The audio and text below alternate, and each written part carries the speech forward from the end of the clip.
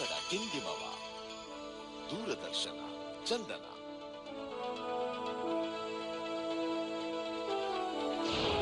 ಇದು ಕನ್ನಡ ವಾಹಿನಿ.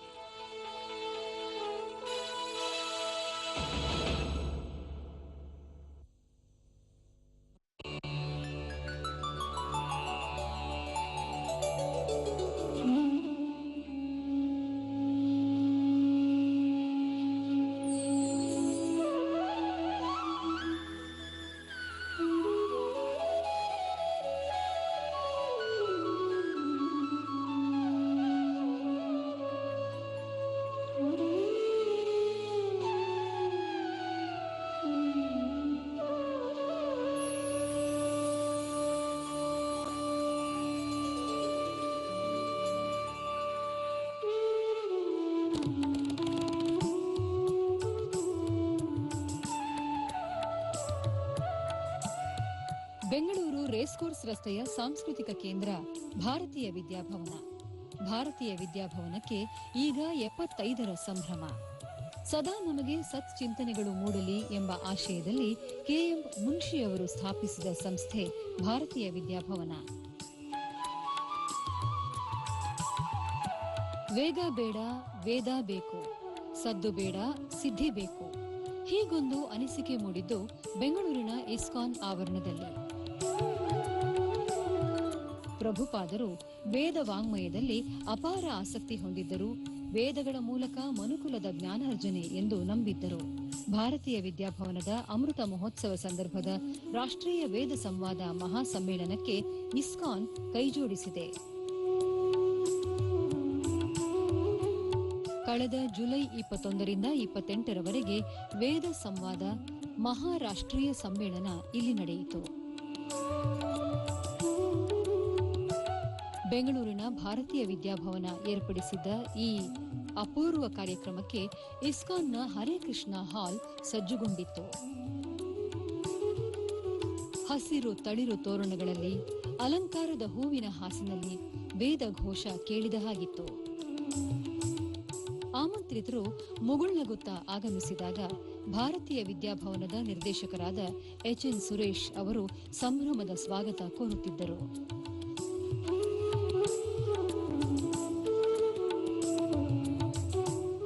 ಇಸ್ಕಾನ್ನ ಬಳಗ, ಇಸ್ಕಾನ್ನ ಅಧ್ಯಕ್ಷ ಮಧು ಪಂಡಿತ್ ದಾಸ್ ಮತ್ತು ಸಹಸ್ರ ವೇದಾಭಿಮಾನಿಗಳು ವೇದನಾದಗೈದು ವಿವಿಧೆಡೆಗಳಿಂದ ಈ ಕಾರ್ಯಕ್ರಮಕ್ಕೆ ಬಂದ ಗಣ್ಯರನ್ನು ಆದರದಿಂದ ಆತ್ಮೀಯತೆಯಿಂದ ಸ್ವಾಗತಿಸಿದರು.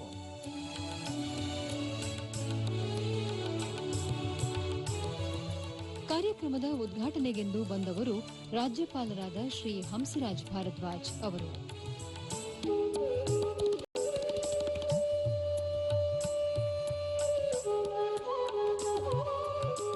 ವೇದಗಳು ಭಾರತೀಯ ಸಂಸ್ಕೃತಿಯ ಮೂಲಾಧಾರ, ಪ್ರಾಚೀನ ಸಂಪತ್ತು, ವೈಚಾರಿಕತೆ, ಶ್ರದ್ಧೆ, ಸ್ವಾತಂತ್ರ್ಯ, ಬಾಧ್ಯತೆ, ಕಲೆ, ವಿಜ್ಞಾನ, ಪ್ರಕೃತಿ ಮತ್ತು ಸಂಸ್ಕಾರಗಳ ಸಾಂಗತ್ಯವೇ ವೇದ.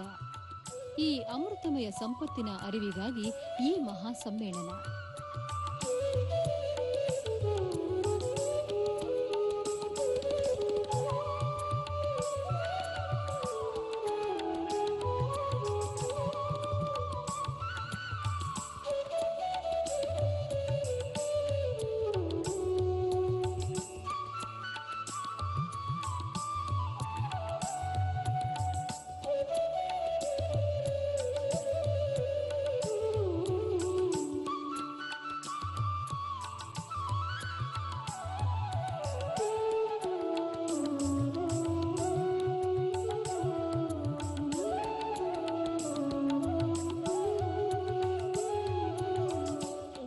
ಇಸ್ಕಾನ್ನ ಆವರಣದಲ್ಲಿ ಪ್ರಾರ್ಥನೆ, ವೇದ ಬ್ರಹ್ಮ ಬೆನ್ನಿಗಡ್ಡೆ ನಾರಾಯಣ ಭಟ್ಟ ಗಣಪತಿ ಮತ್ತು ಸಹಪಾಠಿಗಳಿಂದ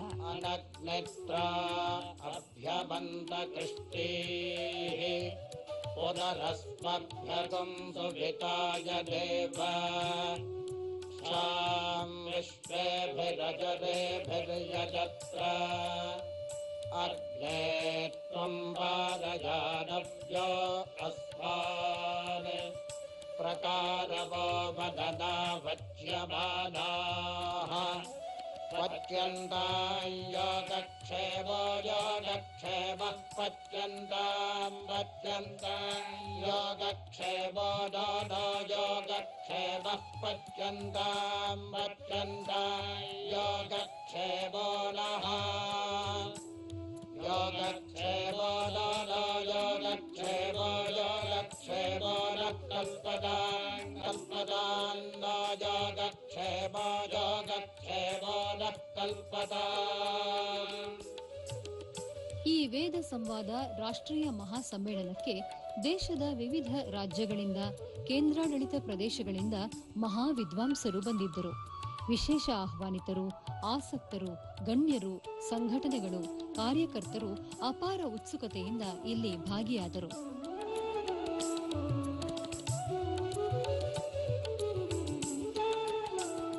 ಎಲ್ಲರನ್ನೂ ಸ್ವಾಗತಿಸಿದವರು ಭಾರತೀಯ ವಿದ್ಯಾಭವನದ ಅಧ್ಯಕ್ಷರಾದ ಎನ್ ರಾಮಾನುಜಂ ಅವರು.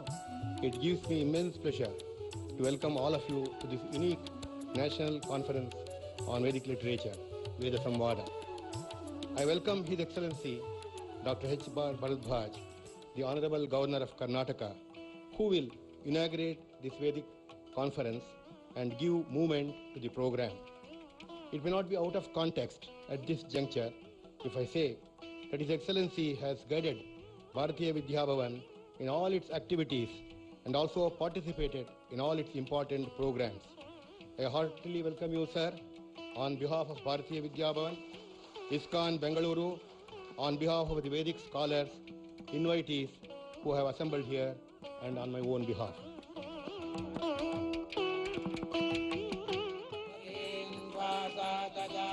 ಸ್ವತಃ ವಿದ್ವಾಂಸರು, ವೇದಾಸಕ್ತರೂ ಆದ ರಾಜ್ಯಪಾಲರು ತಾಳೆಗರಿ ಪುಸ್ತಕದ ರೀತಿ ಜೋಡಿಸಿಟ್ಟಿದ್ದ ಪ್ರತಿಗಳ ಮೇಲೆ ಪುಷ್ಪಗಳ ಸಮರ್ಪಣೆ ಮಾಡುವ ಮೂಲಕ ಸ್ವತಃ ತಾವು ತಾಳೆಗರಿಯನ್ನು ಶಾಯಿಯಲ್ಲಿ ಅದ್ದಿ ಸಹಿ ಮಾಡುವ ಮೂಲಕ ವಿಶೇಷ ರೀತಿಯಲ್ಲಿ ಈ ಮಹಾ ಸಮ್ಮೇಳನವನ್ನು ಉದ್ಘಾಟಿಸಿದರು.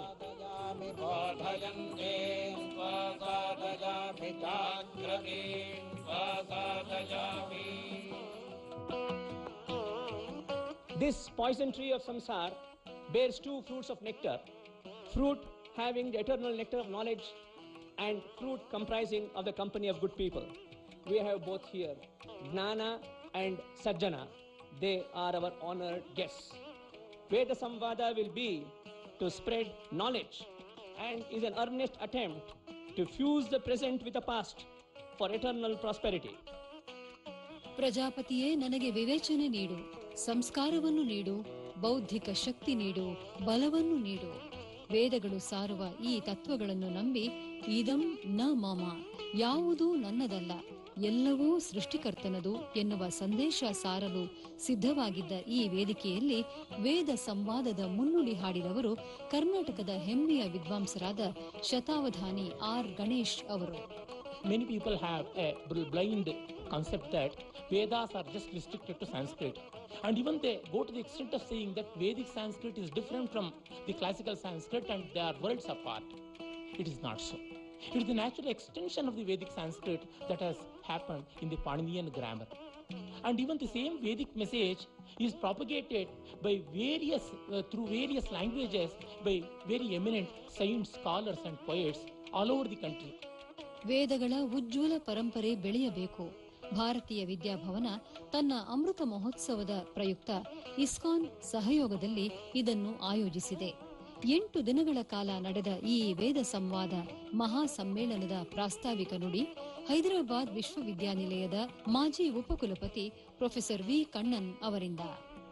That the Upanishads are the oldest extant philosophy and psychology of the human race. Vedic passages have neither a beginning time nor an ending time. They emerged from the God of creation.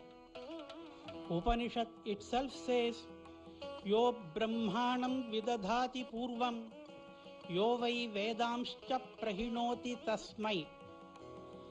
As soon as the God created the creator, the very first thing he did is he imparted Vedas to the creator. ವೇದೋತ್ಸವದ ಈ ಸಂದರ್ಭದಲ್ಲಿ ಇಸ್ಕಾನ್ನ ಮಧು ಪಂಡಿತ್ ದಾಸ್ ಅವರು ಮಾತನಾಡಿದರು. Srila Prabhupada was asked why he was successful in converting so many people to Hinduism, to which Srila Prabhupada replied, "We convert atheist class of men to take to God consciousness. God is one. It is not the question of Christianity, Hindu or Muslim. Any religion that teaches to love God is genuine. It has nothing to do with Hinduism, Mohammedanism, etc." Thus, he succeeded because he presented Krishna not as a sectarian god of Hindus, but as Parabrahman, the absolute truth. Bhagavan has no material eyes, but he does have spiritual eyes that sees all. Although he has no material ears, he hears all. Possessing all perfect material senses, he knows present, past and future. ಉದ್ಘಾಟನೆಯನ್ನು ನೆರವೇರಿಸಿದ ರಾಜ್ಯಪಾಲರಾದ doctor Hansraj Bharadwaj ಅವರು ಮಾತನಾಡಿ, Most important part of Vedas is the Brahmagyan, is the spiritual knowledge, which is the mystic knowledge which India has produced of the highest order. And that Brahmagyan is the Upanishad or Aranyakas part of it. Upanishad is the core of Vedas because it is the highest knowledge which we get. And nowhere in the world such a literature exists. Because the materialistic outlook of the world, mostly people prefer.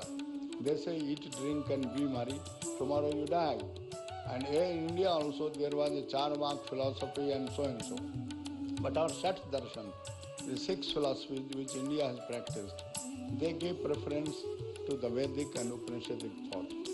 ಕೋಲ್ಕತ್ತಾದ Ravindra Bharati ವಿಶ್ವವಿದ್ಯಾನಿಲಯದ ವೇದ ಪಾಠಶಾಲೆಯ ನಿರ್ದೇಶಕರಾದ professor Narayana Bandyopadhyay ವೇದಗಳಲ್ಲಿ ಹೇಳಿರುವ ಸರ್ವಧರ್ಮ ಸಮನ್ವಯದ ಬಗ್ಗೆ ಮಾತನಾಡಿದರು. Vedic people used to pray a number of gods and goddesses.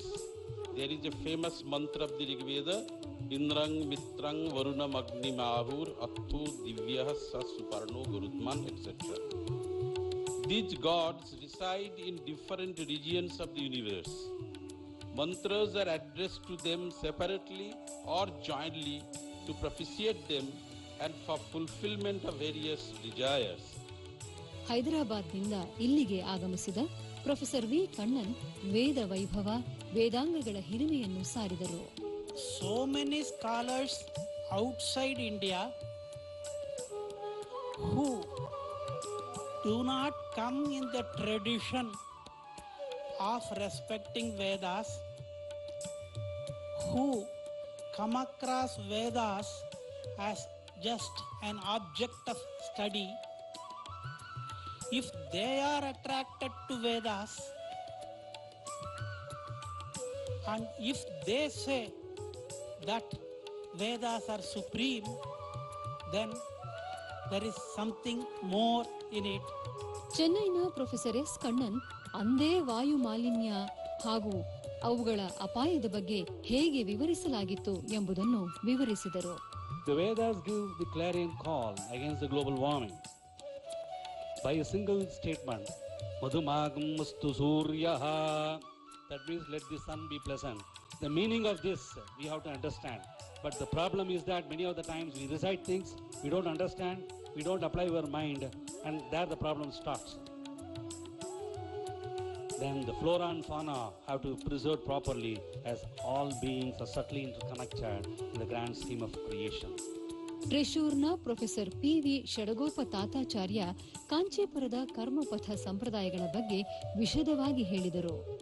ಅಧ್ಯಯನಕಾಲೇ ಕಂಠಸ್ಥೀಕರಣೆ ಬಹವಃ ಕ್ಲೇಶಾಃ ಅನುಭೂತಾಃ ಪದಾನಾಂ ವಾಕ್ಯಾನಾಂಚ ಪೌನಃಪುಣ್ಯೇನ ಆವೃತ್ತೇಃ ತದನಂತರಂ ಕಿಂ ವಕ್ತವ್ಯಂ ಇತಿ. Vedas for all ಎನ್ನುತ್ತಾ ವೈದಿಕ ಭಜನೆಯ ಯೋಜನೆ ಸಂಯೋಜನೆ ಹೊತ್ತವರು ವೇದಾಧ್ಯಾಯಿ ಬೆಂಗಳೂರಿನ ಸುಧಾಕರ ಶರ್ಮಾ. ವೇದ ಎನ್ನುವಂತಹದ್ದು ಮಂತ್ರ ಸಮೂಹ ಭಾಗಶಃ ಸರಿ, ಆದರೆ ಆ ಮಂತ್ರ ಸಮೂಹವೇ ವೇದ ಅಲ್ಲ. ಮಂತ್ರ ಸಮೂಹ ಏನನ್ನು ಹೇಳ್ತಾ ಇದೆ ಆ ವಿಷಯ ನಿಜವಾಗಿ ವೇದ. ಈ ಸೂಕ್ಷ್ಮವನ್ನು ನಾವು ಅರ್ಥ ಮಾಡ್ಕೊಳ್ಬೇಕು. ಆ ವೇದಗಳು ಯಾವ ವಿಚಾರವನ್ನ ಹೇಳ್ತಾ ಇದೆ, ಯಾವ ಸತ್ಯವನ್ನ ಹೇಳ್ತಾ ಇದೆ, ಅದಕ್ಕೆ ಎಂದಿಗೂ ನಾಶ ಇಲ್ಲ. ವೇದ ಎಂದರೆ ಅದು ಜ್ಞಾನ, ವೇದ ಅದು ಜೀವನ, ವೇದ ಅದು ಅನ್ವೇಷಣೆ. ಅಂದು ತಾಳೆಗರಿಯಲ್ಲಿ ಬರೆದ ಪುಸ್ತಕಗಳು ಇಂದು ಓದಲು ಲಭ್ಯವಾಗುತ್ತಿರುವುದು ಸಂತಸದ ವಿಚಾರ. ಭಾರತೀಯರಿಗೆ ಇದು ಹೆಮ್ಮೆಯ ಸಂಗತಿ. ವೇದ ಸಾಹಿತ್ಯದ 100 ಗ್ರಂಥಗಳು ಇಲ್ಲಿ ಪ್ರದರ್ಶನಗೊಂಡವು. ತಾಳೆಗರಿ ಗ್ರಂಥಗಳು ಇಲ್ಲಿ ಕಾಣಸಿಕ್ಕಿದವು.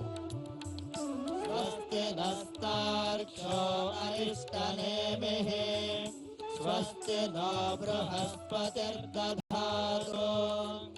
ಓಂ ಶಾಂತಿ ಶಾಂತಿ ಶಾಂತಿ.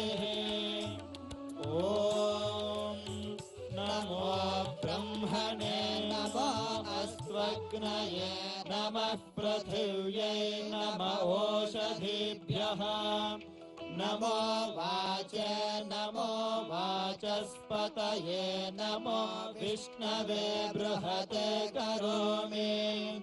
ಓಂ ಶಾಂತಿ ಶಾಂತಿ ಶಾಂತಿ. ಧರ್ಮಶಾಸ್ತ್ರಗಳ ಬಗ್ಗೆ ನಾವು ಮಾತನಾಡುತ್ತೇವೆ, ಹೌದು. ಇವು ಕೂಡ ವೇದದ ಉಪ ಅಂಗವೇ ಆಗಿದೆ ಎಂದು ವಿಸ್ತರಿಸಿದವರು ಮೈಸೂರಿನ ವಿದ್ವಾಂಸರಾದ ಗುರುಪ್ರಸಾದ್ ಅವರು. ವಿಶ್ವವನ್ನೆಲ್ಲ ಧರಿಸಿರುವವನು ಯಾರು ಅಂತ ಕೇಳಿದ್ರೆ ಭಗವಂತ ಅಂತ ಹೇಳುವಾಗ ಧರ್ಮ ಅನ್ನೋದು ನೇರವಾಗಿ ಮೊದಲು ಫಸ್ಟ್ ಸೆನ್ಸ್ ಅಲ್ಲಿ ಅದು ಭಗವಂತನಿಗೆ ಅಪ್ಲೈ ಆಗತ್ತೆ ಅಂತ ನಮಗೊಂದು ಅಭಿಪ್ರಾಯ ಬರುತ್ತೆ. ಆಮೇಲೆ ಸೆಕೆಂಡ್ ಸೆನ್ಸ್ ಅಲ್ಲಿ ಆ ಭಗವಂತನನ್ನ ಹೊಂದೋದಕ್ಕೆ ಯಾವುದೆಲ್ಲ ಸಹಕಾರಿಗಳಾಗಿವೆಯೋ ಅದನ್ನ ಪ್ರಧಾನವಾಗಿ ನಾವು ಆಚಾರ ಅಂತ ತಗೊಂಡ್ರೆ ಅದನ್ನು ನಾವು ಧರ್ಮ ಅಂತ. ಈ ಶಾಸ್ತ್ರದಲ್ಲಿ ಏನಿದೆ ಅಂತ ಕೇಳಿದ್ರೆ ಸಾಧನೆ ಸಾಧ್ಯೋಪಚಾರವೂ ಇದೆ, ಸಾಧ್ಯದಲ್ಲಿ ಸಾಧನೋಪಚಾರವೂ ಇದೆ. ಬ್ರಹ್ಮಶ್ರೀ ವಿಜಯ ರಾಘವ ಶಾಸ್ತ್ರಿ ಚೆನ್ನೈನಿಂದ ಆಗಮಿಸಿದ್ದರು. ವೈದಿಕ ಷೋಡಶ ಸಂಸ್ಕಾರದ ಬಗ್ಗೆ ಇವರು ಮಾತನಾಡಿದರು. ಯಜುರ್ವೇದ ತರೋರಾಸನ್ ಶಾಖಾ ಏಕೋತ್ತರಂ ಶತಂ ತತ್ರಾಪಿ ಚ ಶಿವಾ ಶಾಖಾಃ ದಶ ಪಂಚ ಚ ವಾಜಿನಾಂ ತತ್ರಾಪಿ ಮುಖ್ಯ ವಿಜ್ಞೇಯ ಶಾಖಾಯಾ ಕಣ್ವ ಸಂಯಕ ಇತ್ಯಾದಿ ವಾಕ್ಯೈಃ ಶೌನಕೀಯ ಚರಣವ್ಯೂಹ ಗ್ರಂಥ. ಚೆನ್ನೈನ ಪ್ರೊಫೆಸರ್ ಕೃಷ್ಣಮೂರ್ತಿ ಶಾಸ್ತ್ರಿ. ಪರಮಾತ್ಮನಃ ಲಾರ್ಡ್ ಕೃಷ್ಣಸ್ಯ ಯದಾ ಬ್ರಹ್ಮತ್ವಮಾसीत् ತದಾ ಏವ ಉತ್ಪನ್ನಾಃ ಇತಿ ಅಸ್ಮಾಕಂ ಶ್ರದ್ಧಾ ಅಸ್ತಿ. ತಸ್ಮಾದ್ ಯಜ್ಞಾತ್ ಸರ್ವಹುತಃ ಋಚಃ ಸಾಮಾನಿ ಜಜ್ಞಿರೆ ಛಂದಾಗುಂಸಿ ಜಜ್ಞಿರೆ. ತಸ್ಮಾತ್ ಅದ್ಯತ್ವೇ ವೈಜ್ಞಾನಿಕಾಃ ಕಿಮಿವ ಕುರ್ವಂತು ಸಹಸ್ರಂ ವತ್ಸರಾಃ ದಿಸಃ ತತ್ ನ ಶ್ರದ್ಧೇಯಮಸ್ಮಾಕಿ. ವೇದದ ವ್ಯಾಕರಣ ಸಂಪ್ರದಾಯದ ಬಗ್ಗೆ ಮಾತನಾಡಿದರು professor Korada Subrahmanyam. Shivaraswamy, in his Bhashya on Jaimini's Mimamsa Sutras, says that there is no difference between Vedika Shabdas and Laukika Shabdas as far as the meaning is concerned. Ya eva Laukikaha Shabdaha, ta eva Vedikaha, ta eva tesham arthaha. Krishna ಯಜುರ್ವೇದದಲ್ಲಿ ನಿರುಕ್ತ ಈ ಬಗ್ಗೆ ಹೇಳಿದವರು ಮೈಸೂರಿನ N S Suresh. These Vedangas are 6 in number: Shiksha, Vyakaranam, Chandaha, Niruktam, Jyotisham tatha Kalpascheti Shadangani Vedasyahur Manishinaha. As all the sense organs work, give the inputs to the Atman and are the well-wishers of the Atman. ಪುಣೆಯಿಂದ ಬಂದಿದ್ದರು professor Vinay ಕ್ಷೀರಸಾಗರ. ವೇದ ಪದಗಳ ಉಚ್ಚಾರದ ಬಗ್ಗೆ ತಿಳಿಸಿ ಹೇಳಿದರು. In the Vedic language, we observe that normally a word gets one accent, that is one syllable, is said to be udatta or has acute on it. Mainly this accent indicates the meaning. By the advance of time, we note many variations in the manner or mode of accentuation also, and these changes also indicate difference in the usages of this technique. ಬೆಂಗಳೂರಿನ doctor P Ramanujam ಆಶ್ರಯ ವಿಧದಲ್ಲಿ ವೇದಗಳ ಕಲಿಕೆ ಈ ವಿಷಯವಾಗಿ ತಮ್ಮ ವಿಚಾರವನ್ನು ಮಂಡಿಸಿದರು. Starting with Shravana or Praushtapadi, after that Paurnami, one starts Vedadhyayana. That Vedadhyayana beginning is called Upakarma, Upakritya, Shravanyam, Praushtapadiam va Upakritya, Yathavidhi Upakritya. Veda has to be learned, but not for the whole year. ನಮ್ಮ ಕರ್ನಾಟಕದ ಮತ್ತೂರಿನ ವೆಂಕಟೇಶ ಅವಧಾನಿಗಳು ಅಗ್ನಿಹೋತ್ರ ಪರಿಚಯ ಮಾಡಿದರು. ಪ್ರಜೆಗಳನ್ನು ಸೃಷ್ಟಿ ಮಾಡಿ ಆ ವಿಧಾತರು ಹೇಳಿದಂತೆ ಇದರಿಂದ ನೀವು ನಿಮ್ಮ ಇಷ್ಟಾರ್ಥವನ್ನು ಪಡೆದುಕೊಳ್ಳಿ. ನಿಮ್ಮ ಜೀವನದಲ್ಲಿ ಏನು ನಿಮಗೆ ದುಃಖ ಪರಿಹಾರವಾಗಬೇಕು, ಸುಖ ಸಿಕ್ಕಬೇಕು, ಆನಂದ ಸಿಗಬೇಕು ಅಂತ ಏನಿದೆಯೋ ಅದೆಲ್ಲವನ್ನು ಇದನ್ನು ನೀವು ಪಡ್ಕೊಳ್ಳಿ. ಒಳ್ಳೆ ಶ್ರೇಯಸ್ಸನ್ನು ಪಡ್ಕೊಳ್ಳಿ, ಶ್ರೇಯೋವಂತರಾಗರಪ್ಪ ಅಂಥೇಳಿ ವಿಧಾತರು ಈ ಯಜ್ಞವನ್ನು ಕೊಟ್ಟ. ಕೋಲ್ಕತಾದ ಈಶಿತಾ ಚಕ್ರಬೋತಿ ವೇದ ಶಕುನಗಳು ಉಪಯುಕ್ತತೆ ಹೇಗೆ ಎಂದು ತಿಳಿಸಿದರು. Magic is usually characterized by comment and constant. It is also said to display a spirit of self-confidence and self-sufficiency. ಪುದುಚೇರಿಯ ಡಾಕ್ಟರ್ ಟಿ ಗಣೇಶನ್ ಶ್ರುತಿ ಸೂಕ್ತಿ ಮಾಲಾ ಬಗ್ಗೆ ವಿವರಿಸಿದರು. We have another mantra of Taittiriya Aranyaka that clearly states that it is Shiva who is the Purusha. Sarvo vai Rudraha tasmai Rudraya namo astu. Purusho vai Rudraha sanmaho namo namah. Vishwam bhutam bhavyam bhuvanam chitram bahudha jatam yayamanancha yat. Sarvo hyesha Rudras tasmai Rudraya namo astu. S N Vijaya Raghavachar. There are different kinds of samskara, namely Dravya Samskara, Tantra Samskara and Mantra Samskara. These are broad definitions. A Dravya Samskara means like the one you, for example, suppose you take a vessel or something else you used in the samskara. So you have to clean it with the help of tamarind fruit or whatever it may be. That is Dravya Samskara itself. ಬೆಂಗಳೂರಿನ doctor R Shankar ಅವರು ಕ್ರಿಯಾತ್ಮಕತೆಗೂ ಕವಿಗಳಿಗೂ ವೇದಗಳಿಗೂ ಇರುವ ಸಂಬಂಧಗಳ ಬಗ್ಗೆ ಈ ಸರಣಿಯನ್ನ ಬಿಚ್ಚಿದರು. Goddess Saraswati, her anklets are compared to two shishyas, two students, and why are they garrulous? Why are they making a lot of noise? Because one of them is studying the Padapatha and the other is studying the Karmapatha. ಬೆಂಗಳೂರಿನ doctor ಜಯಂತಿ ಮನೋಹರ್ ಯಜ್ಞ, ದೇವತಾ ಉಪಮೆ ಹಾಗೂ ಅರವಿಂದರ ವಿಚಾರಧಾರೆಗಳ ಬಗ್ಗೆ ಅವಲೋಕನ ಮಾಡಿದರು. The Rucho or the mantra or the knowledge of Veda, where it is there, it is eternally stationed in Paramevyamam, the highest plane. And Devatas are also there, along with the knowledge, along with the Veda. And where is this Paramevyamam or the highest plane? That is transcendental. Every one of us, if we wish, can get connected to that and get the benefit or the knowledge from whatever field we are interested in.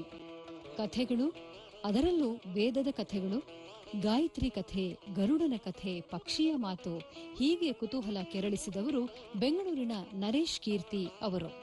The Gayatri Chandas, which was the smallest Chandas with 8 aksharas. And Gayatri not just managed to go there, bring back the Somalata, but was very resourceful. Those 2 letters which had fallen off from Jagati and those 2 letters which had fallen off from Trishtu, Gayatri also picked up those 4 letters extra and came back with 12 letters. ದಯಾನಂದರ ವೇದ ಭಾಷ್ಯದ ಬಗ್ಗೆ ಮಾತನಾಡಿದವರು professor V Venkatesh.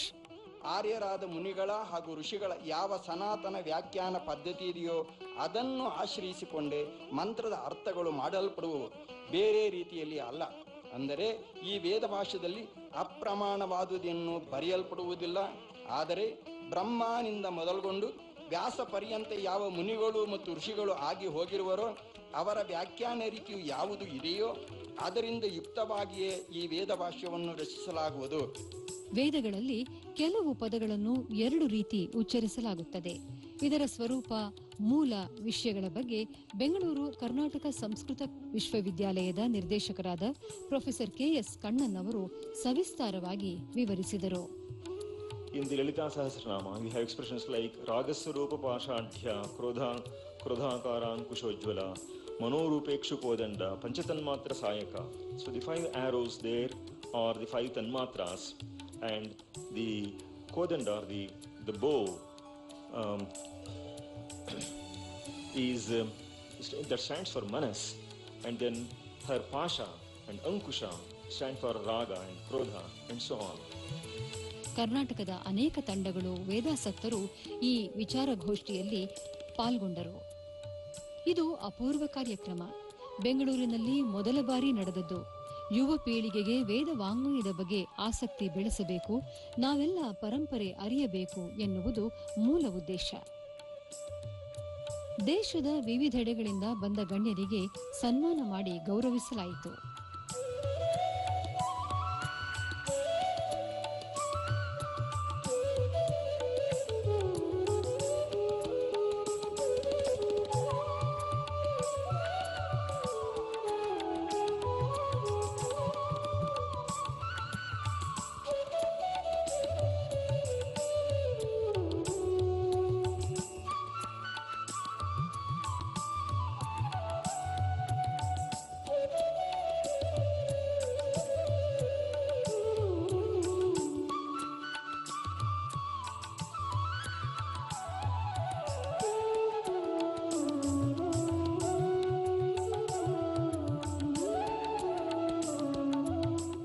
ತಮ್ಮ ಅಭಿಪ್ರಾಯಗಳನ್ನು ನಮ್ಮೊಂದಿಗೆ ಹಂಚಿಕೊಂಡರು ಹಲವಾರು ಮಂದಿ ಆಹ್ವಾನಿತರು.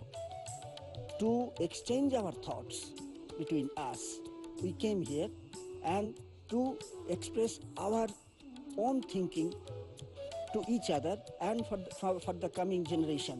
The next generation will be boosted up with our thinking, I think. And so we came here and under the auspices of Bharatiya Vidya Bhavan. I could meet so many scholars in all these days. They were to get a lot of information from them. And it's quite a strange experience for me.